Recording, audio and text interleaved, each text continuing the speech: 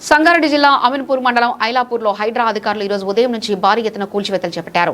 అయితే ఈ ప్రక్రియలో తెలంగాణ హైకోర్టు జోక్యం చేసుకోవడం, ప్రభుత్వ భూమిని కాపాడడంలో హైడ్రా వ్యూహంపై కీలక పరిణామాలు చోటు చేసుకున్నాయి. ఐలాపూర్లో హైడ్రా చేపట్టిన కూల్చివేతల విషయం హైకోర్టుకు చేరింది. దీంతో ఉద్రిక్త పరిస్థితుల నడుమ హైకోర్టు జోక్యంతో హైడ్రా అధికారులు కూల్చివేతలు నిలిపివేశారు. ఐలాపూర్లో శనివారం ఉదయం నుంచి కొనసాగుతున్న హైడ్రా కూల్చివేతలకు హైకోర్టు తాత్కాలికంగా బ్రేక్ వేసింది. బాధితులు దాఖలు చేసిన పిటిషన్ను విచారించిన కోర్టు కూల్చివేతలపై స్టే విధిస్తూ ఆదేశాలు జారీ చేసింది. ఐలాపూర్లోని క్రిస్టల్ డెవలపర్స్ అపార్ట్మెంట్ ప్రభుత్వ భూమిని ఆక్రమించి నిర్మించారన్న ఆరోపణలపై హైడ్రా అధికారులు కూల్చివేతలు ప్రారంభించారు. అంతకుముందే అపార్ట్మెంట్ ను ఖాళీ చేయించారు. తమ కష్టార్జితంలో కొనుక్కున్న ఇళ్లను కూల్చవద్దంటూ స్థానికులు, కొనుగోలుదారులు పెద్ద ఎత్తున ఆందోళన చేపట్టారు. కూల్చివేతలు జరుగుతున్న సమయంలోనే బాధితులు అత్యవసరంగా హైకోర్టును ఆశ్రయించారు. తమ వద్ద అన్ని అనుమతులు ఉన్నాయని, నోటీసులు ఇవ్వకుండానే కూల్చివేస్తున్నారని కోర్టు దృష్టికి తీసుకెళ్లారు. వాదనలు విన్న హైకోర్టు కూల్చివేతలను వెంటనే నిలిపివేయాలని హైడ్రాను ఆదేశించింది. కోర్టు ఆదేశాల కాపీ అందడంతో అధికారులు తమ యంత్రాలను నిలిపివేసి వెనుదిరిగారు.